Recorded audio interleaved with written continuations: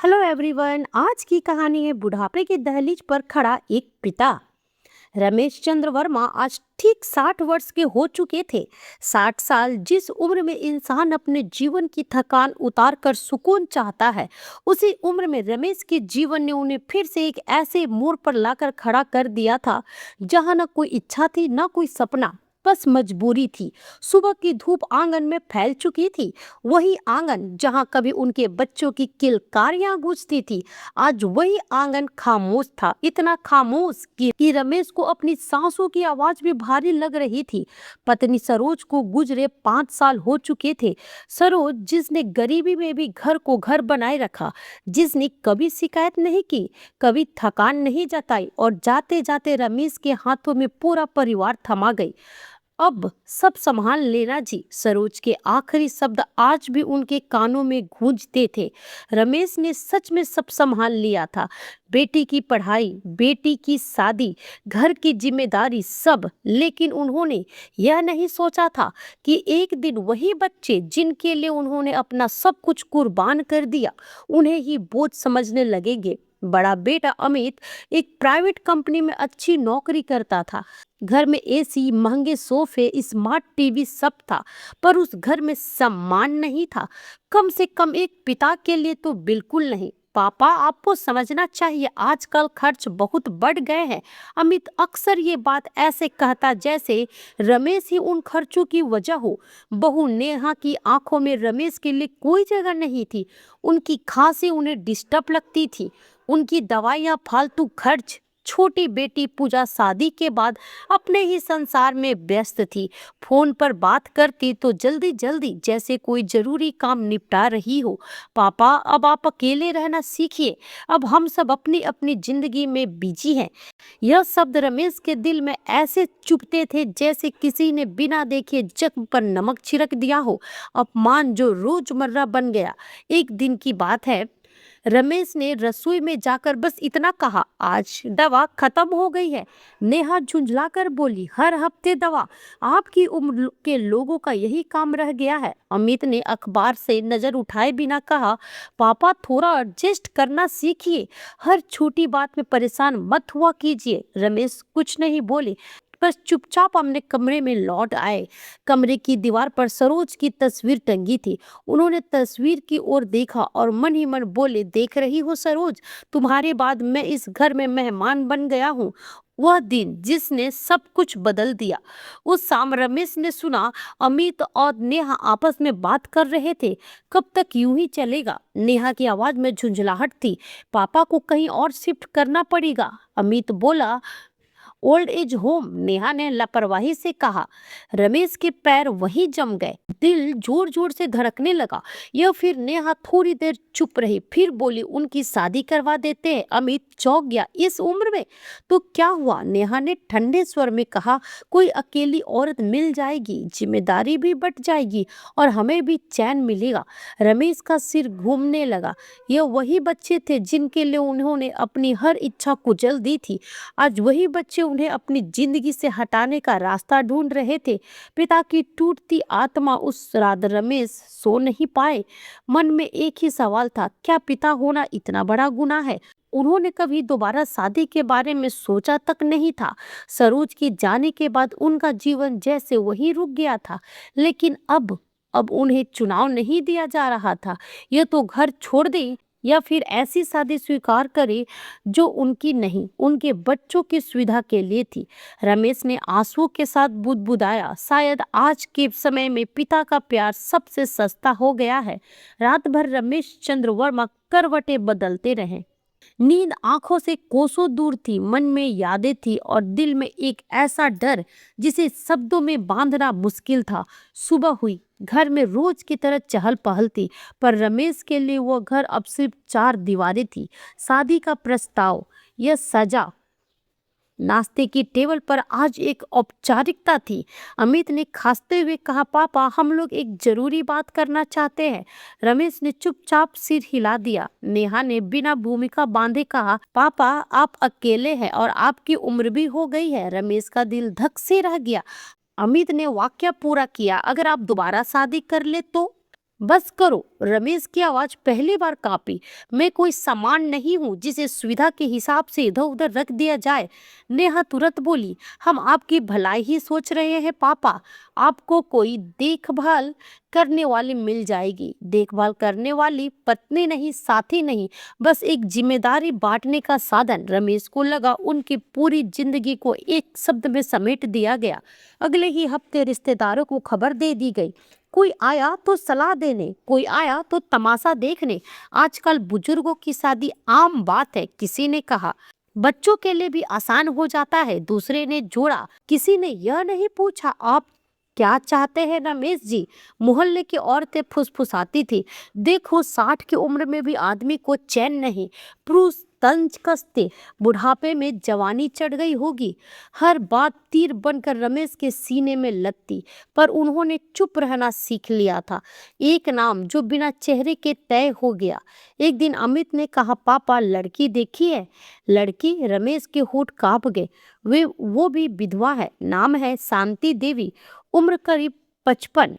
रमेश ने आंखें बंद कर ली। उन्हें न शांति चाहिए थी न देवी, उन्हें बस सम्मान चाहिए था।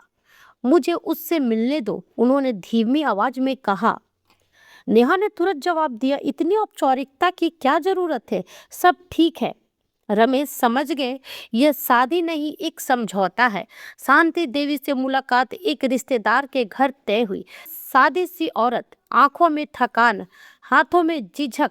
रमेश ने जब उन्हें देखा तो लगा जैसे आईना देख रहे हो। आप खुश हैं? रमेश ने सीधे सवाल पूछ लिया। शांति देवी की आंखें भर आई। खुशी अब सवाल नहीं रही बाबूजी, बस गुजारा करना है। दोनों कुछ देर चुप बैठे रहे। दो मजबूर जिंदगियां एक ही फैसले की कैदी। शादी की तारीख तय हो गई। रमेश ने एक रात अमित से कहा, अगर मैं मना कर दूं तो? अमित झल्लाया, तो हम क्या करें पापा, नौकरी, परिवार, टेंशन। आप समझते क्यों नहीं? रमेश ने पहली बार ऊंची आवाज में कहा, मैंने तुम्हें पैदा किया, पाला, बड़ा किया और आज मुझे समझना पड़ेगा। कमरे में सन्नाटा छा गया। नेहा ने ठंडे स्वर में कहा, अगर शादी नहीं करेंगे तो हमें अलग रहने का सोचना पड़ेगा। यही था अंतिम वार। रमेश समझ गई यह भावनाओं की नहीं, मजबूरी की लड़ाई है, स्वीकृति नहीं, हार। अगले दिन रमेश ने बस इतना कहा, जैसा तुम लोग ठीक समझो। यह हाँ उनके जीवन की सबसे बड़ी हाँ थी। उन्होंने सरोज की तस्वीर के सामने दीपक जलाए, आंखों से आंसू बहते रहे। माफ करना सरोज, मैं वादा नहीं निभा पाया, पर शायद आज के समय में पिता को भी जिंदा रहने के लिए खुद को मारना पड़ता है। शादी का दिन आ गया। कोई ढोल नहीं, कोई उत्साह नहीं, कोई चेहरे पर सच्ची मुस्कान नहीं, बस एक बोझिल माहौल था, जिसे कैसे किसी अंतिम संस्कार की तैयारी हो। शादी का दिन, समाज का असली चेहरा मंदिर के बाहर। कुछ रिश्तेदार खड़े थे, फुसफुसाहटें हवा में तैर रही थी। इस उम्र में शादी, क्या जरूरत थी? बच्चों का दबाव होगा। अब देखो दोनों कैसे निभाते हैं। रमेश चंद्र वर्मा सब सफेद कुर्ता पैजामा पहने खड़े थे। उनके बाल पूरी तरह सफेद हो चुके थे, पर चेहरे पर उम्र से ज्यादा थकान थी। शांति देवी लाल किनारी वाली साड़ी में थी, मांग में सिंदूर नहीं, आंखों में सपने नहीं। पंडित मंत्र पढ़ रहे थे, पर हर मंत्र रमेश के दिल पर एक हथौड़े की तरह पड़ रहा था। कन्यादान, यह शब्द सुनकर रमेश की आंखें भर आई। उन्हें अपनी बेटी पूजा याद आ गई। क्या वही पूजा आज उन्हें इस हाल में देखकर भी चुप रहती? एक पल का साहस। 7 फेरे शुरू होने वाले थे। रमेश के कदम अचानक रुक गए। पंडित जी, उनकी आवाज कांप रही थी, एक बात पूछनी है। सबकी नजर उन पर टिक गई। क्या बिना इच्छा के किया गया रिश्ता भगवान स्वीकार करते हैं? मंदिर में सन्नाटा छा गया। अमित ने कान में फुसफुसाया, पापा तमाशा मत कीजिए। नेहा की आंखों में डर था, लोग क्या कहेंगे? पंडित ने धीमे से कहा, भगवान सच देखते हैं। रमेश ने शांति देवी की ओर देखा। उनकी आंखों में भी वही प्रश्न था, पर समाज, परिवार, मजबूरी तीनों भारी थे। कदम फिर से आगे बढ़ गए। नया घर, पुरानी पीड़ा। शादी के बाद शांति देवी को उसी घर में लाया गया। नेहा ने अलग कमरा दिखाया, आप दोनों यहीं रहिए। यह आप दोनों सिर्फ शब्दों में था। रात को रमेश ने कहा, अगर आप चाहे तो हम बस साथ साथ रह सकते हैं, पति पत्नी बनने की मजबूरी नहीं है। शांति देवी की आंखों में आंसू बह निकले। धन्यवाद बाबूजी, आप पहले इंसान हैं जिसने मेरी मजबूरी को समझा। दोनों के बीच एक मौन समझौता हो गया। बच्चों की उम्मीद और बढ़ता दबाव, कुछ ही दिनों में नेहा का व्यवहार और बदल गया। अब तो घर में दो बड़े हैं, वह ताना मारती, काम भी बांटना पड़ेगा। शांति देवी को रसोई सौंप दी गई। उनकी तबीयत खराब रहती, फिर भी घर बैठकर क्या करेंगी। नेहा कहती, रमेश यह सब चुपचाप देखते रहते। अब सिर्फ वो एक नहीं, एक और स्त्री भी उसी पीड़ा से गुजर रही थी। एक रात शांति देवी ने कहा, आप जानते हैं मेरी शादी क्यों करवाई गई? रमेश ने सिर हिलाया। मेरे बेटे ने कहा, यह तो दोबारा शादी करो या अलग रहो। शांति देवी की आवाज टूट गई। हमारे बच्चे हमारे बूढ़े होने से डरते हैं बाबूजी, क्योंकि हम उन्हें उनके भविष्य से छीनते हुए दिखते हैं। रमेश की आंखों से आंसू बहने लगे। अगले दिन जब नेहा ने शांति देवी को डांटा तो रमेश बीच में आ गए। बस करो बहू। नेहा चौंक गई। अब यह घर सिर्फ मेरा नहीं, रमेश ने दृढ़ स्वर में कहा, और यह औरत मेरी पत्नी है, कोई नौकरानी नहीं। कमरे में सन्नाटा छा गया। अमित ने गुस्से में कहा, पापा आप बदल गए हैं। रमेश ने शांत स्वर में जवाब दिया, नहीं बेटा, अब मैं खुद को खोने से डरने लगा हूँ। एक नई चिंगारी उस रात रमेश ने महसूस की। यह शादी भले ही मजबूरी में हुई हो, पर यह दो टूटे हुए इंसानों की ताकत बन सकती है। शांति देवी ने धीमे से कहा, अगर आप साथ दे तो शायद हम इस उम्र में भी इज्जत से जी सकते हैं। रमेश ने पहली बार शादी के बाद सच्ची नजर से उनकी ओर देखा। शादी के बाद घर में एक अजीब सा सन्नाटा फैल गया। वह सन्नाटा जो सूर से भी ज्यादा डरावना था। रमेश और शांति देवी अब एक दूसरे की आंखों में अपनी ही परछाई देखने लगे थे। थकी हुई, उपेक्षित, पर अभी पूरी तरह टूटी हुई। बच्चों का खुला विरोध। अमित जब पहले जैसा नहीं रहा, वह बात बात पर ताने देता है। अब घर में खर्चा और बढ़ गया है, अब जिम्मेदारी दुगनी हो गई है। नेहा तो मानो हर बात को अपमान में बदल देती। एक दिन सबके सामने उसने कहा, पापा आपने शादी कर ली तो अब अपने खर्चे खुद उठाइए। रमेश के हाथ से चाय का कप कांप गया। शांति देवी कुछ कहने लगी, पर रमेश ने हाथ से इशारा कर रोका। ठीक है, उन्होंने शांत स्वर में कहा, मैं खुद देख लूंगा। उस दिन पहली बार अमित को अपने पिता अजनबी लगे। बहू की हदें और बेटी की चुप्पी। शांति देवी को अब पूरे घर का काम करना पड़ता। तबीयत खराब होने पर भी बहाना मत बनाइए, नेहा का यही जवाब होता। रमेश यह सब देखकर ही अंदर टूटते रहे। एक शाम शांति देवी बेहोश हो गई। डॉक्टर ने साफ कहा, इन्हें आराम चाहिए वरना हालत बिगड़ सकती है। घर आकर नेहा ने कहा, हर बात का ड्रामा मत कीजिए, हमारे पास टाइम नहीं है। यह वह पल था जब रमेश के अंदर कुछ टूट गया और कुछ जाग गया। पिता की पहली सख्त आवाज। रमेश ने पहली बार घर में ऊंची आवाज में कहा, बस। कमरे में चुप हो गए। यह मेरा कमरा भी है और यह औरत मेरी पत्नी है। उन्होंने नेहा की आंखों में आंखें डालकर कहा, अगर यहाँ सम्मान नहीं मिलेगा तो हम यहाँ नहीं रहेंगे। अमित चिल्लाया, पापा आप हमें छोड़कर जाना चाहते हैं? रमेश की आवाज कांप गई, पर शब्द नहीं। मैं तुम्हें नहीं छोड़ रहा बेटा, मैं खुद को बचा रहा हूँ। बेटी से आखिरी उम्मीद। उस रात रमेश ने बेटी पूजा को फोन किया। बेटी आवाज भर आई। पूजा कुछ देर चुप रही, फिर बोली, पापा मेरे ससुराल में भी मुझे सब संभालना पड़ता है। एक पल में रमेश समझ गए, उनकी बेटी भी किसी की बेटी बनकर अपनी पहचान खो चुकी है। ठीक है, उन्होंने बस इतना कहा। फोन कट गया। एक कठिन फैसला। अगली सुबह रमेश ने अपने पुराने कागज निकाले, पेंशन के कागज, थोड़ी सी बचत, सरोज की तस्वीर। शांति देवी ने पूछा, आप क्या सोच रहे? रमेश ने गहरी सांस ली, अब मैं किसी का बोझ नहीं बनूंगा। शांति देवी की आंखें भर आई। अगर आप अकेले गए तो मैं। रमेश ने पहली बार उनका हाथ थामा। अगर आप चाहे तो हम अपने शर्तों पर नई जिंदगी शुरू कर सकते हैं। घर छोड़ने की तैयारी। रमेश ने अमित से कहा, मैं यह घर छोड़कर जा रहा हूँ। अमित सन्न रह गया। लोग क्या कहेंगे? रमेश मुस्कुराया, लोगों ने तो पहले बहुत कुछ कह दिया बेटा। नेहा को जैसे मुक्ति मिल गई हो। ठीक है, वह बोली, जैसा आपको ठीक लगे। उस एक शब्द ने पूरा सच छुपा था। आखिरी नजर घर से निकलते वक्त रमेश ने मुड़कर देखा। वही दीवारें, वही आंगन, पर अब कोई अपनापन नहीं। शांति देवी की आंखों में डर था। रमेश ने धीमे से कहा, डरिए मत, अब हम अपनी जिंदगी खुद जिएंगे। घर छोड़ने के बाद रमेश और शांति देवी के कदम एक छोटे से किराए के मकान की ओर बढ़े।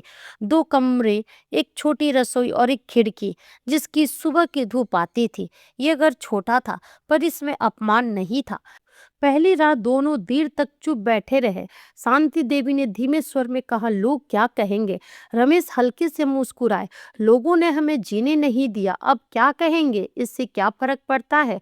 फिर भी डर दोनों की आंखों में था। इस उम्र में नया जीवन शुरू करना किसी पहाड़ चढ़ने जैसा था। समाज की नजर, पड़ोसी पूछते, आप दोनों कौन हैं? कोई सहानुभूति दिखाता तो कोई शक। इस उम्र में अलग क्यों रह रहे हैं? बच्चे कहाँ हैं? रमेश बस इतना कहते, हम जिंदा हैं, यही काफी है। शांति देवी की तबीयत कुछ ही दिनों में फिर बिगड़ने लगी। रमेश खुद दवा लाते, खुद खाना बनाते। एक दिन शांति देवी रो पड़ी, मैं आपके लिए बोझ बन रही हूँ। रमेश की आवाज भारी हो गई। बोझ वह होता है जिसे ढोना पड़े, आप तो मेरी ताकत है। पहली सच्ची मुस्कान। 23 सालों बाद रमेश ने खुद को हंसते हुए पाया। चाय की प्याली के साथ पुरानी यादें और बिना डर की बातें। यह रिश्ता अब मजबूरी नहीं था, साथ बन चुका था। इधर अमित के घर में सब कुछ ठीक नहीं था। नेहा की झुंझुलाहट बढ़ती गई। अब पापा का खर्च नहीं है तो क्या? अमित के भीतर अजीब सा खालीपन था। कभी कभी वह सोचता, अगर कल मैं बूढ़ा हुआ तो मेरे बच्चे। पर वह सवाल वो खुद से पूरा पूछ नहीं पाता था। बेटी पूजा ने एक दिन माँ की पुरानी तस्वीर देखी। उसे पिता की याद आई। उसने फोन किया, पापा आप ठीक तो है? रमेश की आवाज में कोई शिकायत नहीं थी। हाँ बेटी, अब हम शांति से हैं। फोन रखते वक्त पूजा की आंखों से आंसू गिर पड़े। एक दिन मोहल्ले में किसी ने ताना मारा, बुढ़ापे में घर छोड़ दिया, शर्म नहीं आई? रमेश ने शांत स्वर में जवाब दिया, शर्म तब आती है जब इंसान अपने आत्मसम्मान को मार देता है। लोग चुप हो गए। धीरे धीरे रमेश पास के मंदिर में बुजुर्गों को पढ़ाने लगे। शांति देवी सिलाई करने लगी। छोटी छोटी खुशियां उनकी दुनिया बन गई। एक शाम शांति देवी ने कहा, अगर यह शादी ना होती तो शायद हम दोनों आज भी अकेले रो रहे होते। रमेश ने आसमान की ओर देखा। शायद भगवान ने हमें दुख के रास्ते इसलिए मिलाया ताकि हम सम्मान सीख सके। समय धीरे धीरे आगे बढ़ रहा था। रमेश और शांति देवी की जिंदगी अब बहुत सादा थी, पर उसमें सुकून था। सुबह की चाय, मंदिर की घंटियां और एक दूसरे की खामोश मौजूदगी। इस उम्र में इतना ही काफी था। वह खबर जिसने सबको हिला दिया। एक दिन अमित के ऑफिस से फोन आया, रमेश को नहीं, पूजा को। अब आपके भाई को हार्ट अटैक आया है। पूजा के हाथ से फोन गिर पड़ा। नेहा घबरा गई थी, अकेली पड़ चुकी थी। उस एक पल में उसे एहसास हुआ, जिस पिता को उसने बोझ समझा वो आज सबसे ज्यादा जरूरी था। पिता का दिल जो कभी बंद नहीं होता। पूजा रोते हुए रमेश के पास पहुंची, पापा भैया की हालत बहुत खराब है। रमेश एक पल भी नहीं रुके। उन्होंने शांति देवी की ओर देखा। उन्होंने बिना कुछ कहे बैग थमा दिया। यह था साथ। अमित आईसीयू में था। नेहा कोने में बैठ कांप रही थी। रमेश को देखते ही वह फूट फूट कर रो पड़ी, पापा मुझसे बहुत बड़ी गलती हो गई। रमेश ने कुछ नहीं कहा, बस अमित के सिर पर हाथ रख दिया। जिस हाथ ने कभी चलना सिखाया था, आज वही हाथ दुआ बन गया। बेटे की आंखें खुली। अमित को होश आया। पहला शब्द था पापा। रमेश की आंखें भर आई। अमित ने टूटे स्वर में कहा, मैं आपको समझ नहीं पाया, मुझे माफ कर दीजिए। रमेश ने सिर हिलाया। पिता माफ करने के लिए नहीं, संभालने के लिए होता है बेटा। सच का सामना अस्पताल के बाहर अमित ने सब के सामने कहा, मैंने अपने पिता को बोझ समझा और आज खुद को सबसे बड़ा बोझ महसूस कर रहा हूँ। नेहा की आंखें झुकी थी। अमित ने कहा, पापा घर वापस चलिए। रमेश कुछ देर चुप रहे, फिर बोले, घर वह नहीं जहाँ इंसान को सहना पड़े, घर वह जहाँ सम्मान मिले। उन्होंने शांति देवी की ओर देखा। अगर तुम चलना चाहो तो। शांति देवी मुस्कुरा दी, जहाँ आप वही मैं। रमेश तो वापस आए, पर शर्तों के साथ, सम्मान, बराबरी और आजादी। अमित ने पहली बार पिता के चरण छुए। मोहल्ले के लोग कहने लगे, आजकल के बुजुर्ग अलग रहना सीख गए हैं। रमेश ने एक दिन मंदिर में कहा, अगर बुजुर्ग अलग हो रहे तो वजह ढूंढो, इल्जाम नहीं। एक शाम रमेश आंगन में बैठे थे। शांति देवी उनके पास थी। बच्चे अंदर हंस रहे थे। रमेश ने धीमे से कहा, शायद इस उम्र में शादी गलत नहीं थी, गलत थी हमारी चुप्पी। शांति देवी की आंखों में सुकून था। तो दोस्तों, इस कहानी से हमें यह संदेश मिलती है कि माता पिता कभी बोझ नहीं होते। मजबूरी में लिया गया फैसले से भी सम्मान से जिया जा सकता है। बुढ़ापा कमजोरी नहीं, अनुभव है। सो फ्रेंड्स, कहानी कैसी लगी कमेंट करके ज़रूर बताइएगा। साथ ही लाइक शेयर और चैनल को सब्सक्राइब करना बिल्कुल ना भूलें। फिर मिलती हूँ एक नई वीडियो में एक नई स्टोरी के साथ। तब तक अपना ख्याल रखें और स्वस्थ रहें। Bye bye.